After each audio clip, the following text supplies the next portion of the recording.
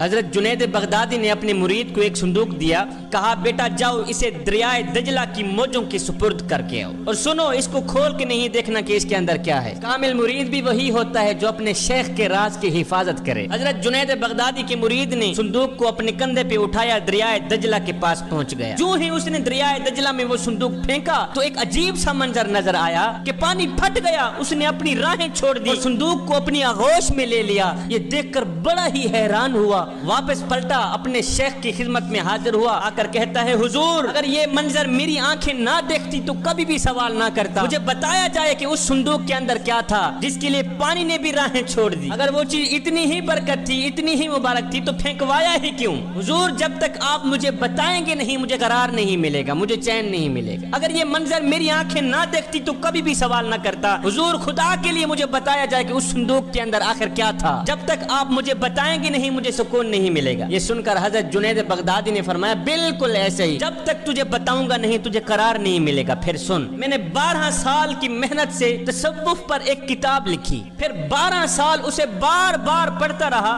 کہ کوئی بھی جملہ شریعت کے مزاج سے ہٹ کر تو نہیں لکھا۔ پھر 12 سال یہ سوچتا رہا کہ اس کتاب کو لوگوں تک پہنچاؤں یا نہ پہنچاؤں۔ بیٹا آج 36 سال بیت گئے ہیں، 36 سال بیتنے کے بعد میں نے آج یہ فیصلہ کیا ہے قرآن کے ہوتے ہوئے امت کو جنید کی کسی کتاب کی ضرورت ہی نہیں۔ جب قرآن ہے تو سب کچھ ہے، قرآن کے ہوتے ہوئے امت کو جنید کی کسی کتاب کی ضرورت ہی نہیں۔ میرے نبی نے فرمایا اگر دلوں پہ میل چڑھ جائے تو تلاوت قرآن کر لیا کرو، اگر دل گندے ہو جائیں تو سماعت قرآن کر لیا کرو۔ میرے نبی نے فرمایا لوگو تم کہتے ہو برتنوں تک ہاتھ پہنچ جاتا ہے اور دلوں تک ہاتھ نہیں جاتا، دل کیسے صاف کریں؟ فرمایا میری امت قرآن کی طاقت کو سمجھ جاؤ، قرآن کی قوت کو سمجھ جاؤ۔ فرمایا جس جگہ مومن کا ہاتھ نہ پہنچے وہاں میں محمد کا قرآن پہنچ جاتا ہے۔ اس بات کا انکار نہیں ہے کہ قرآن مجید کی تلاوت کر کے مرنے والے کی روح کو ایصال ثواب کیا جائے تو اس کی بخشش ہو جاتی ہے، بے شک ہو جاتی ہے۔ قرآن مجید کی تلاوت کر کے مرنے والے کی روح کو ایصال ثواب کیا جائے تو اس کی قبر میں نور اترتا ہے، بے شک اترتا ہے، اس بات کا انکار نہیں ہے۔ اور اس بات کا انکار بھی نہیں ہے کہ قرآن مجید کے الفاظ دم کر کے کسی مریض کو پلایا جائے تو اللہ تعالیٰ اسے شفا دیتا ہے، بے شک دیتا ہے، اس کی بیماری دور ہو جاتی ہے، بے شک دور ہو جاتی ہے۔ اپنے گھر، دکان، مکان یا اپنی فیکٹری میں قرآن مجید کی تلاوت کرو تو وہاں برکتیں اترتی ہیں، بے شک اترتی ہیں۔ لیکن یہاں علامہ اقبال نے کیا خوب لکھا ہے کہ او نادان تو صوفی اور خشک ملا کے ایسے پھندے میں پھنسا کہ تجھے قرآن کی آیتوں سے صرف اتنا ہی کام تھا، جب مرتے ہوئے تیرے بوڑھے باپ کی روح حلق سے باہر نہ نکلے تو یاسین شریف پڑھ کے اس کی روح آسانی سے نکلوانے کے لیے قرآن اٹھاتا ہے۔ اقبال کہتا ہے اس بات پر بھی کوئی شک نہیں ہے کہ قرآن مجید کی تلاوت کرنے سے مردے کی روح آسانی سے نکلتی ہے، بے شک نکلتی ہے۔ فرماتے ہیں او نادان تو نے قرآن سے بھی ڈھونڈا تو صرف موت کو ہی ڈھونڈا۔ فرمایا او نادان جس قرآن سے تو نے مرنے کا سلیقہ سیکھا تھا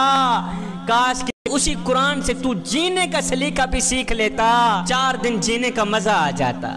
میرے کریم نبی نے فرمایا راتوں کی تاریکیوں میں اٹھ اٹھ کے قرآن پڑھا کرو اور قرآن پڑھتے وقت رویا کرو، اگر رونا نہ بھی آئے تو رونے کی کوشش کر لیا کرو۔ حضرت داتا علی حجویری سے پوچھا گیا حضرت اگر رونے کی کوشش کریں پھر بھی رونا نہ آئے تو کیا کریں؟ آپ نے فرمایا پھر اپنے مقدر پہ رویا کرو۔ اتنے سنگ دل ہو گئے ہو کہ آنکھیں آنسو بہانا بھی چھوڑ گئیں۔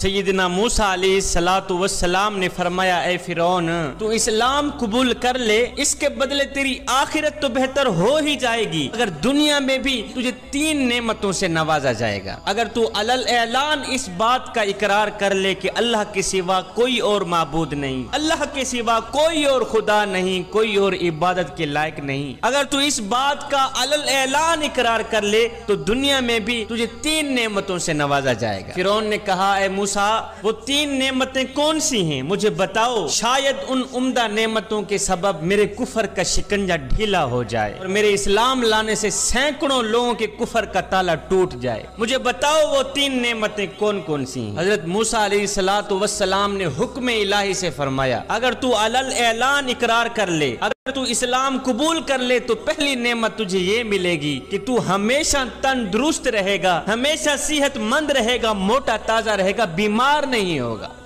پہلی نعمت تجھے یہ ملے گی۔ دوسری نعمت یہ عطا ہوگی کہ ابھی تو ایک ملک کا بادشاہ ہے لیکن اسلام لانے کے بعد تجھے 2 ملک عطا ہوں گے، یہ ملک تجھے اللہ تعالیٰ سے بغاوت کرنے کی حالت میں ملا ہے، ذرا سوچ اطاعت الہی کی حالت میں کیا کچھ نہیں ملے گا۔ جس کے فضل نے تجھے تیرے ظلم کی حالت میں اتنا کچھ دیا ہے، اس کی وفا کی حالت میں تجھے کیا کچھ نہیں ملے گا۔ اور تیسری نعمت تجھے یہ ملے گی کہ تو ہمیشہ کے لیے جوان رہے گا، بوڑھا نہیں ہوگا، یہاں تک کہ تیرے بال بھی سفید نہیں ہوں گے، کالے ہی رہیں گے۔ سیدنا موسیٰ علیہ السلام کی یہ بات سن کر فرعون کا دل بہت ہی متاثر ہوا۔ اس نے کہا موسیٰ مجھے تھوڑا ٹائم دو، میں جا کے اپنی اہلیہ سے مشورہ کر لوں۔ اس کے بعد فرعون گھر گیا، اپنی بیوی حضرت آسیہ سلام اللہ علیہا سے اس معاملے میں گفتگو کی تو حضرت آسیہ نے کہا جلدی کرو، اس وعدے پر اگر جان بھی قربان کرنا پڑے تو دیر نہ کرنا۔ اے فرعون جب کھیتی تیار ہو تو کاٹنے میں دیر نہیں کرنی چاہیے، یہ سودا بہت ہی مفید ہے، اب تک جو وقت گزرا ہے بے فائدہ ہی گزرا ہے، تجھے مبارک ہو، خورشید تیرے سر کا تاج ہو، بلندی تیرا مقدر بن جائے۔ اے فرعون سیدنا موسیٰ علیہ السلام نے تجھے یہ آفریں دے کر تیرے برائیوں کی پردہ پوشی کی ہے، تجھ پر احسان کیا۔ اے فرعون موسیٰ علیہ السلام نے جو تجھے دعوت دی ہے یہ کوئی ایسی ویسی بات تو نہیں ہے جس سے تمہیں کسی سے مشورہ کرنا پڑے، فوراً ہی قبول کر لو۔ اے فرعون یہ عنایت تجھ پر خدا کی ایسی ہے جیسے ابلیس لعین پر رحمت ہونے لگی ہو۔ یہ حق تعالیٰ کا کوئی معمولی کرم نہیں ہے کہ تجھ جیسے سرکش اور ظالم کو بھی معاف کر دے۔ تو سوچ بچار نہ کر، ایک آنسو کو فوراً ہی بہا دے اور اپنے نفس کو جھکا دے۔ بیوی کی یہ باتیں سن کر، بیوی کا یہ مشورہ سن کر فرعون نے وہی ناپاک الفاظ پھر سے دہرائے، اچھا پھر میں اپنے وزیر حامان سے مشورہ کر لوں۔ یہ سن کر آسیہ نے کہا اپنے وزیر حامان سے مشورہ کبھی نہ کرنا، اس کے آگے اس بات کا ذکر بھی نہ کرنا، اس لیے کہ وہ اس کا اہل نہیں ہے، اس لیے کہ نا اہل کے وزیر بھی نا اہل ہی ہوتے ہیں۔ ہر شخص اپنے ہم جن سے ہی مشورہ لینا پسند کرتا ہے۔ الغرض فرعون نے حامان سے ساری باتیں کہہ ڈالی اور حامان سے مشورہ مانگا کہ اب مجھے کیا کرنا چاہیے۔ حامان لعین یہ مشورہ سن کر لال پیلا ہو گیا، غصے میں آ کر آگ بگولا ہو گیا، اپنا گریبان پھاڑ ڈالا، اس نے شور مچانا شروع کر دیا، رونا دھونا شروع کر دیا، اپنی دستار کو زمین پر پٹک دیا، کہنے لگا ہائے آپ کی شان میں موسیٰ نے اتنی بڑی گستاخی کر دی، نعوذ باللہ آپ کی شان تو یہ ہے کہ تمام کائنات آپ کی مسخر ہے، مشرق سے مغرب تک سب لوگ آپ کے پاس خیراج لے کے آتے ہیں، میرے سرتاج موسیٰ نے آپ کی سخت ترین گستاخی کی ہے،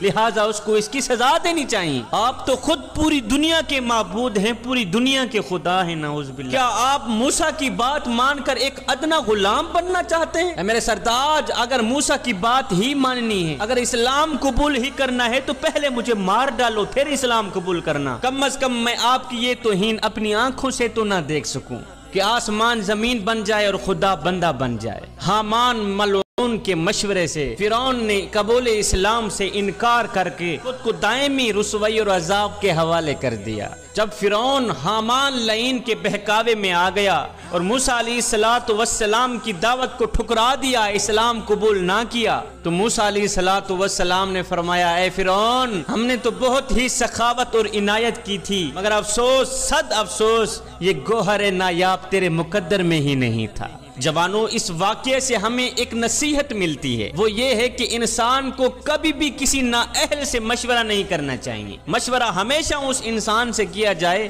جو انسانیت کا خیر خواہ ہو، اور نیک کام میں کبھی بھی دیر نہیں کرنی چاہیے، بلکہ جیسے ہی موقع ملے اسے غنیمت جان کر فوراً ہی نیکی کی طرف راغب ہو جانا چاہیے۔